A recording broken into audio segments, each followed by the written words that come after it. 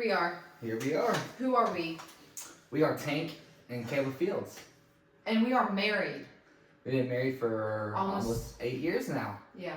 That is amazing. So long that we finished each other's sentences. That's how we got in trouble with the last video. Alright. So our story starts way back. We met in 8th grade and best friends, really good friends, going throughout high school.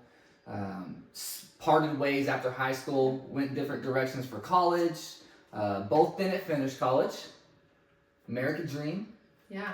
And Still got the college debt? Oh, absolutely. Alright, let's keep going.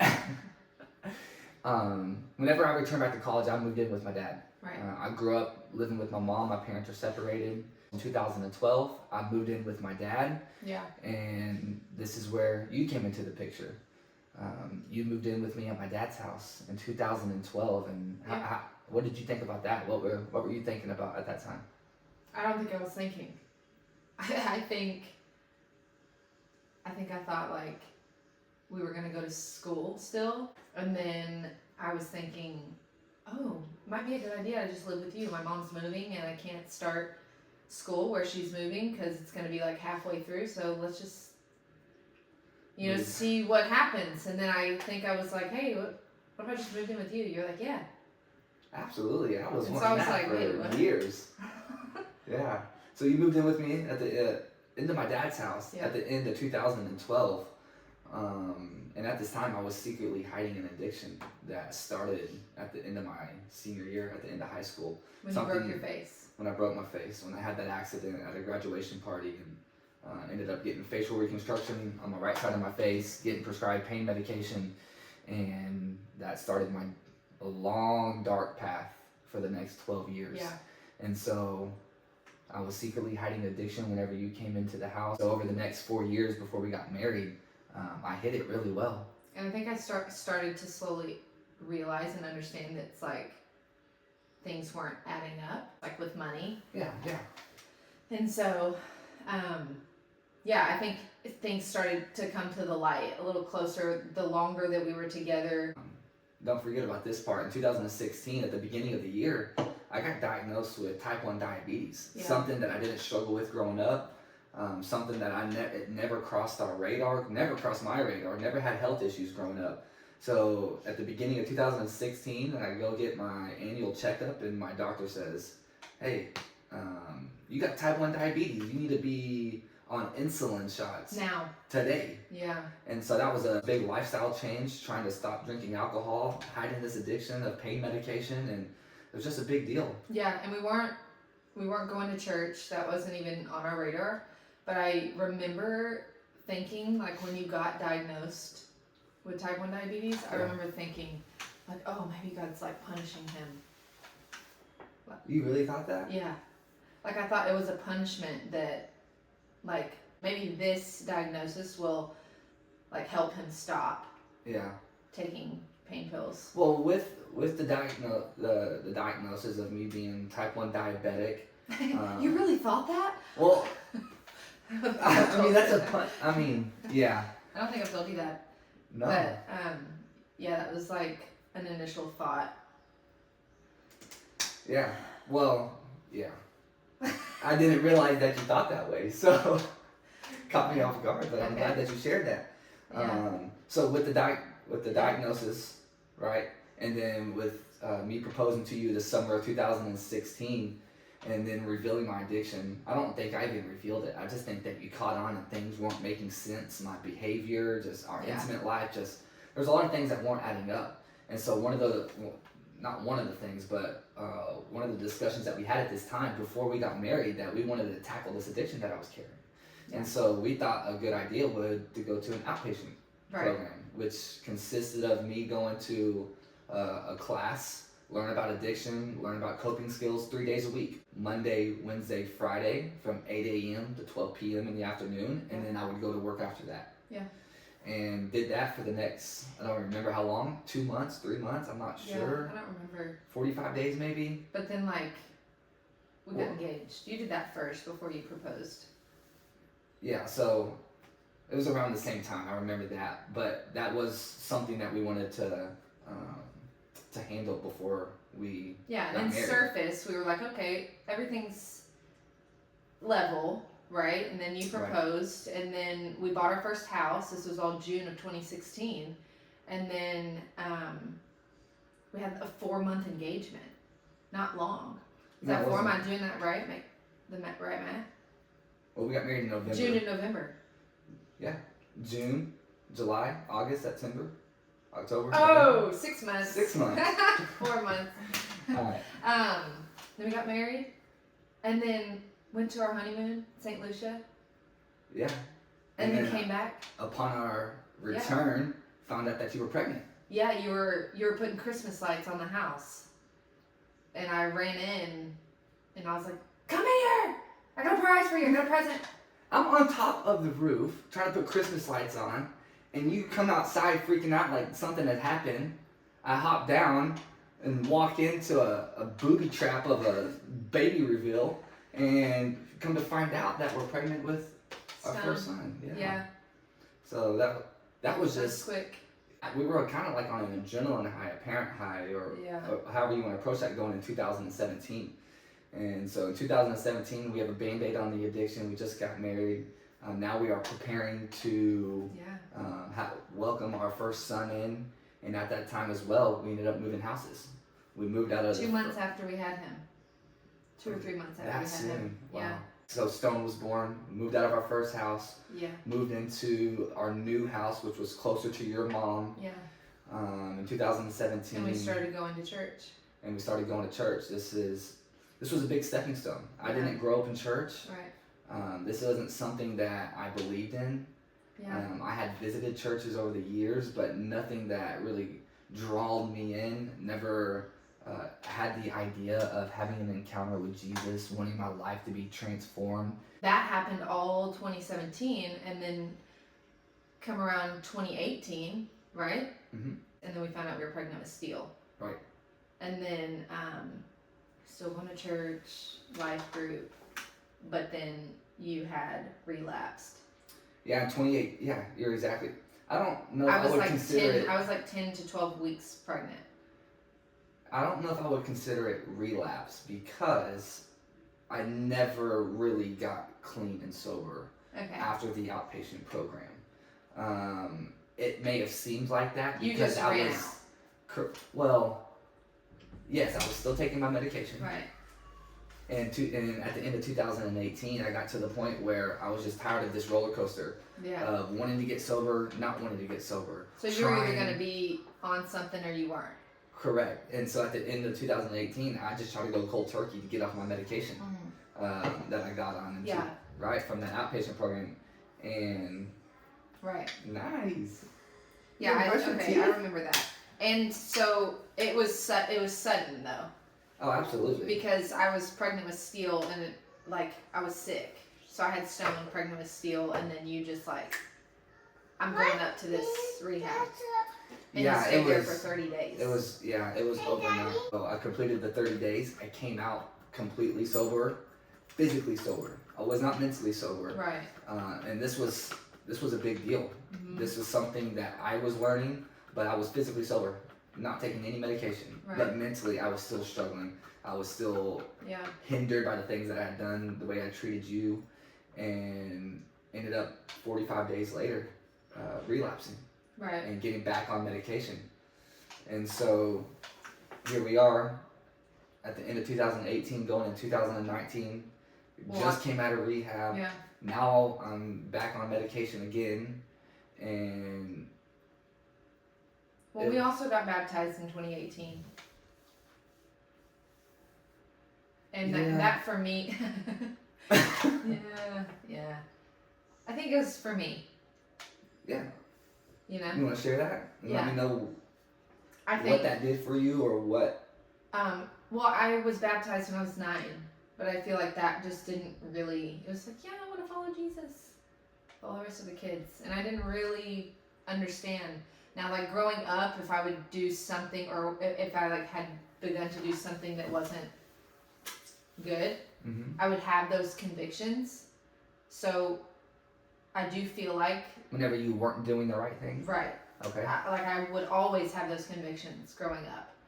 But I feel like getting rebaptized in 2018 was like, this is how I want my family and my life, my family's foundation to grow on. And I feel like that was like small little steps that I started to take. And really little did I know, like the next few years, I really needed that. It seems like that baptism was really when the seed of Jesus was planted. That's what it sounds like, because over the next few years, that seed that was planted at that time started to reap. So after the baptism, that's the way that you wanted to live life. I got baptized with you. I got baptized because I knew that I wanted to be cleansed and how people share what baptism is about. But there was still a part of me that I couldn't let go of. Well, I think also the addiction was like blinding you from all of that. Absolutely. It was like the one thing that you like could not focus on anything else unless that was taken care of first. Yeah, and well, at this time in 2018, I was going on 8 years of being physically dependent on medication. And so I didn't know what life looked like without it. Right? And so every time that I would try to get sober, I would completely revert back to the past, which hindered me, and I didn't know how to heal, cope, or anything like that. So and then, going into 2019, we found out that we were pregnant again. Or we were found out. I was like, what? Well, in 2018, we found out we were pregnant again. In 2019, right? I birthed Steele. Yeah. And it was kind of like just life. We were just kind of like living. Right. And then found out we were pregnant again with Slate in 2020. Yeah. So it was like boom, boom, boom. Yeah. Life was just like. Yeah, so ever since the birth of Stone in 2017. Yeah, it was like a blur. It was just a blur. 3 pregnancies in 4 years. And then we had COVID. And then Slate was like a newborn in the end of 2020. He was a newborn. And then like the first of 2021 is when we ended up having to move. We ended up having 3 boys in 4 years. Yeah. Slate was born in 2020. And we were trying to find another home, but we couldn't, so we moved into an apartment, into a 3-bedroom apartment. Went from a bedroom, or from a house to an apartment. So that was a big transition. Yeah. And so going into the apartment, we didn't know what was in store for us. Mm-hmm. But this is where a lot of pain started to happen. Yeah. My addiction really got unraveled. It really started to grab my soul. Our marriage was on rocks at this point. Yeah. At the end of 2021, you ended up packing a bag at the apartment saying, I can't do this anymore, and me trying to kick you out because you were trying to help me with my addiction, and I didn't know what else to do. Yeah, it was like basically this or that. Yeah. Because it was just so exhausting. We were going through stuff in the apartment. Yeah. That we just didn't know what was going on at the time. Right. The severe anxiety you were dealing with, the breathing problems you were dealing with, the things that the boys were going through, the things that I was working through as well. Yeah. We ended up transitioning out of that apartment pretty quickly to move in with a relative that's just to help mitigate the things we were going through. Our marriage was on rocks. That time sucked. Huh? I said that whole situation sucked. Yeah. It was terrible. Yeah. I don't like talking about it. You don't? No. I don't. It was heavy. I mean, I would say that's probably the heaviest part of our life together. That's where it definitely started. My addiction, I relapsed. In an apartment with 3 little kids. Postpartum, you were recovering. We were experiencing all these new things. Didn't know what was going on. Ended up finding out a lot of these things we were dealing with was from the living conditions at the yeah. Was the living conditions at the apartment. Yeah. It was severe anxiety. First time I've probably ever felt depression in my life. I didn't even know what it was. Seriously, did not know what it was. I remember telling you, like, there's something wrong with me. I feel empty. Like, I feel like nothing. I didn't even know. That's crazy. I didn't even know what it was. I remember being at work and on numerous occasions, you calling me saying, I can't do this. I couldn't breathe. I don't know what's going on, but I can't watch the boys. I felt like I was going to pass out every day.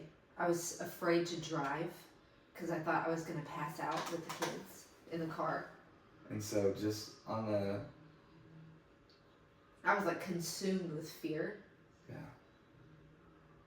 Your addiction got worse. Ended up realizing that there was mold in the apartment. So it's like some of those pieces started feeling like they were put together, but it still didn't help what we were going through. No. I just want to apologize for not leading in any aspect. Not leading as a father. Not leading as a husband. Like I am sincerely sorry that I was adding gasoline to the fire. Yeah. And all I was trying to do was survive and do the best I can. And in reality, I was making things worse. I know you're sorry. So our marriage was on rocks. We were preparing to leave the apartment. We were talking about separating. And I Yeah. think that you had an encounter or God spoke to you in the midst of this chaos. Well, I remember And calling. would you like to share Yeah. what happened in that moment? I remember calling my mom over. Like, and I remember us sitting her down and telling her, like, I pretty sure, like, got our bags packed. We're gonna come. Me and the kids are gonna come move with you, and I don't think Take and I are gonna be together anymore. I just remember her saying, like, it's okay to separate and not, like, divorce doesn't have to be the first decision. All the while seeing you going through that, I was like, I cannot do this anymore. I can't be with somebody like that. Then me dealing with my anxiety and depression and taking care of the kids, and it just kind of like really closely almost fell apart. But it didn't feel like I still had this feeling of like, no, this isn't how it's supposed to be. Like there's something that I'm missing. And I remember just having such a hard day one time, and my dad called me and was like, Kayla, have you been reading your Bible? And I was like, no. It's like, what is that? Who can't, like, what is my Bible going to help me with this? Yeah. And I just remember him saying, like, read, I think it was like, flip to your Bible of the day. Flip Proverbs, and then of the day it was. And I don't remember what day, but the devotion was about a mom.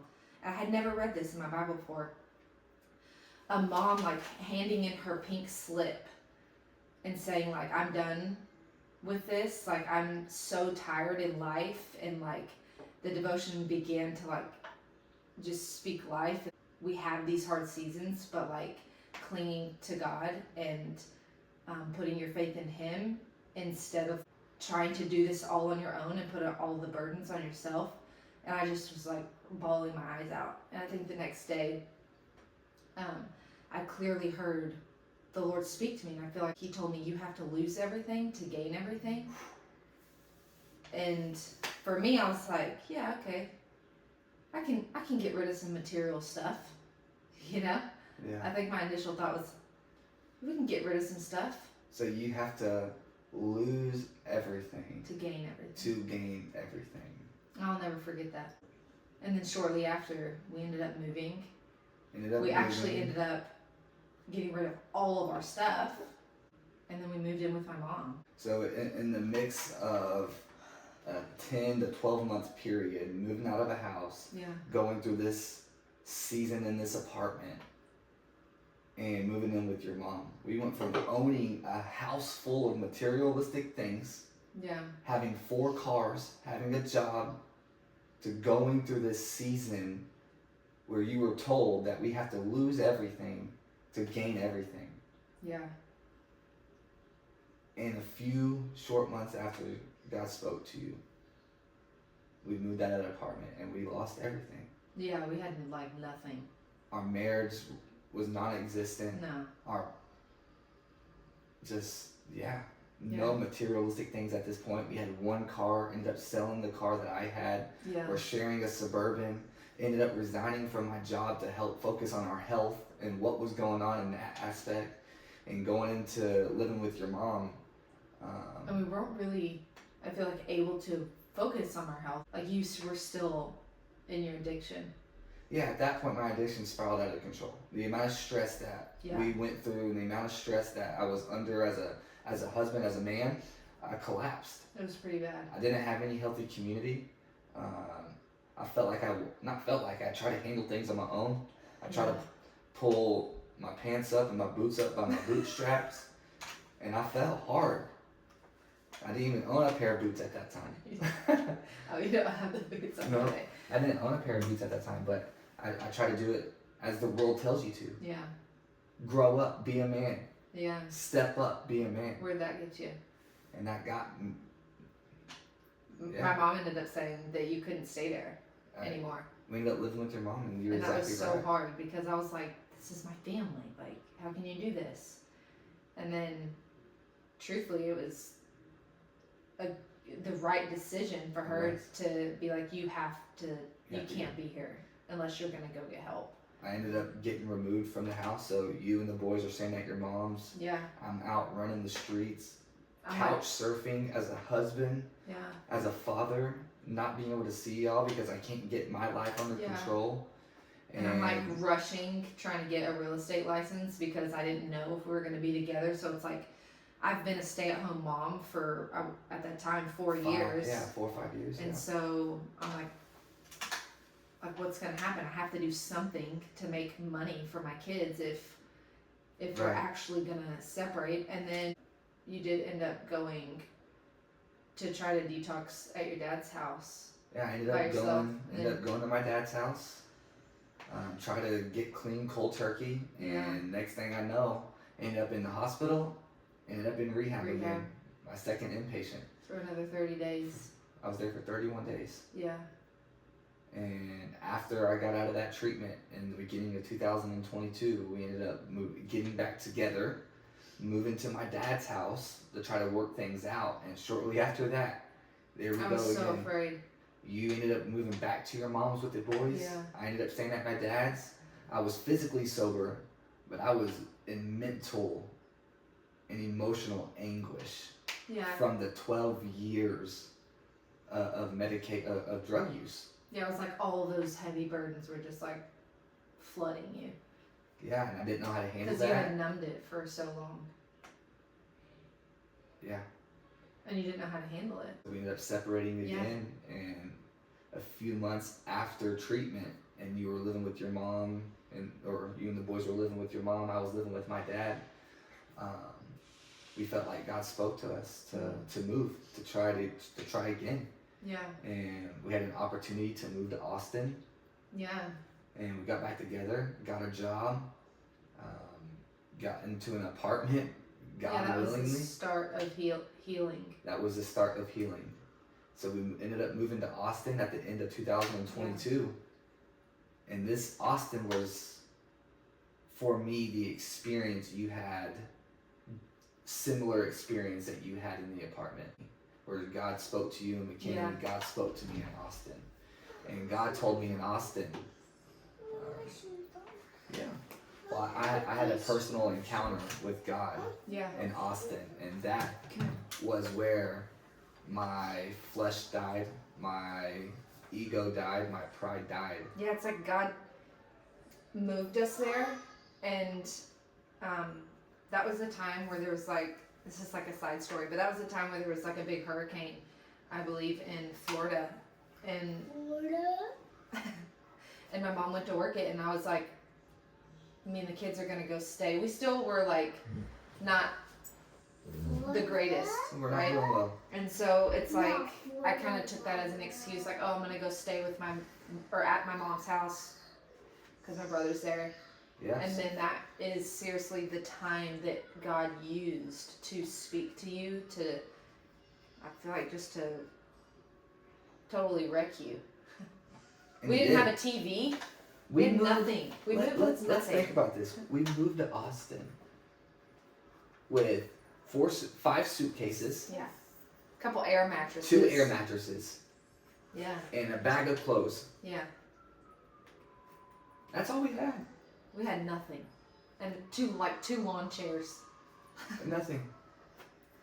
We packed our Suburban and we left. And Yeah. we went to Austin. Moved back to your mom's. God. I want to make this clear. God spoke to me, but I still had to make a decision. Yeah. God didn't move my hands.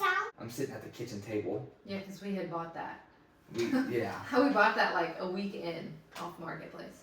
I'm sitting at the kitchen table, and I'm sitting there browsing on my phone. Mm-hmm. And I'm sitting there thinking, I'm like, I'm sitting in Austin at this table, and my family is in Dallas, 4 hours away, 3 hours away, Yeah. and I'm just sitting here. And in that moment, as I'm thinking, God spoke to me. You can either dwell in your pity, or you can dwell in my presence. And I had to make a choice. Yeah. And I chose to put my phone down, not just in that moment, but over the next week, 2, 3 weeks, however long it was, the next few weeks, I really committed to reading the Bible, ended up fasting and praying. And during that time of fasting and praying is when God touched my heart, healed me, transformed me. And that's where my healing journey really took off. And Well, let's not forget you were sober. I was sober at that time, but I wasn't So I still was struggling. struggling mentally, for sure. I was physically sober. I was going on 6 months of 7, 8 Yeah. months of sobriety physically, but spiritually, mentally, emotionally, I was still a wreck. Whenever all the emotions, all the mental anguish really was released. Yeah. And God said, dwell in my presence and I will heal you. And that's exactly what I did. Now I put in the work. Yeah. And you fast.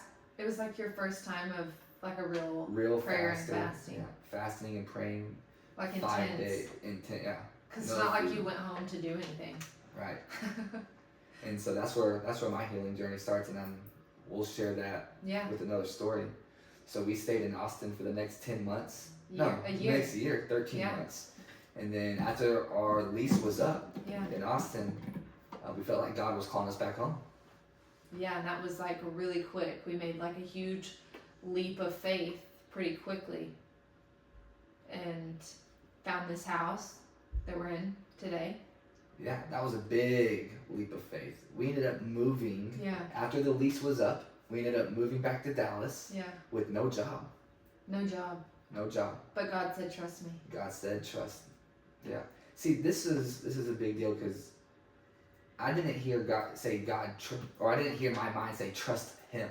Right. I clearly heard say trust me, as in God was Right. talking to me. Trust me, Right. not trust Him, but trust me. And so we ended up taking a step of faith It's like a week. and moving here. Within a week. And after moving here, Within a week. Sorry. It was like a week's worth of time. so after we moved here, I remember writing down on paper what we were going to need to live in this house. Right. I wrote down on the paper, God, if this is where we're going to be, this is what we're going to need financially. This is what we're going to need to make this work. And like you said, not even a week later, I get a phone call, interview, and landed a job that exactly lined up with what I wrote in my notes on that paper. Exactly. Yeah. I joke. I still joke today we should have wrote more. Of course we should have. He gave us exactly what we asked for. Yeah. Down to the penny. Yeah. Exactly what we asked for. Yeah. So of course I should have added a couple more zeros, a couple more commas. No, he knew what we needed. Right. Right. And landed that job, and we're going now. Here we are, Yeah. going on 8 months of being back home in Dallas, new job, and Totally different outlook. completely. Still Different. healing our marriage. I would say our marriage is doing I night said we're and still day. healing. Peeling. Healing. Oh, healing. That word. That's an ongoing process, but you're right. Our marriage is still Yeah. healing.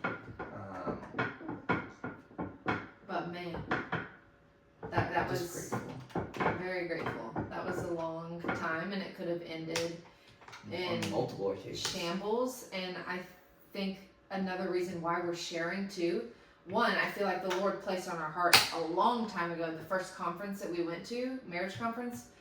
I was like watching all those couples up there, and I was like, God is calling us to share about our marriage. But I didn't feel like at the time that we had anything to really share about. And no leverage. Since I didn't know. Struggling. And then, little do I know, a few years later, we just like got hammered with that valley. Yeah. Yeah. I want to touch on that as well. As much as it's hard for me to share some of this stuff. Yeah. It's not hard to share the addiction part of my life, but it is extremely hard for me to share the impact negatively that I've put on this family. Yeah. And so I want to make that very clear that I'm doing this out of obedience. I feel like God is calling us to share our life, our story, our testimony, to help these marriages that are going through a hard time, to let them know that there is hope. Yeah. Not is there hope in this world, but there is hope if you put your life and your marriage into His hands. And so now we're here today. we're here today doing exactly what He's called us to do. The Is it boys are easy? going to the school that we have prayed about for a long time. We're members of our church. What else? We're serving in our church. We're getting to help impact the youth. You get to go to youth camp. You want to hear something funny? What's or a funny? reminder? We celebrated 2 years of, we Oh, celebrated 2 years of sobriety on April 20th. 420 out of all days. Yeah. 2 years. Never thought. There was a time in my life that I wrote my own life off. Yeah. I said that I'm going to go down like this. So. And now I feel like our goal, not our goal, our mission is to just obey the Lord in anything In that He is all calling us to. Walks of life. Because ultimately that's where we're going to see the fruit of our life. And here we are. There's a lot of pieces to this puzzle that we haven't shared yet. And so I just want to we shared a lot. We did, but There's just like more details, and I think we can unpack that, like pick topics and unpack that as we go. Well, we can. There's a lot more pain inside the story. There's a lot more trauma. Yeah. But also, there's a lot more victory inside of Yeah. this story that we haven't shared yet. So I just want to say thank you for taking this time to open it up to me, and not just doing it in front of each other, but doing it in front of this camera where people can relate, see what we're walking through, and hopefully get some hope and faith that whatever they're going through, there is some positivity and encouragement to make it out on the other end. I love you. I love you too.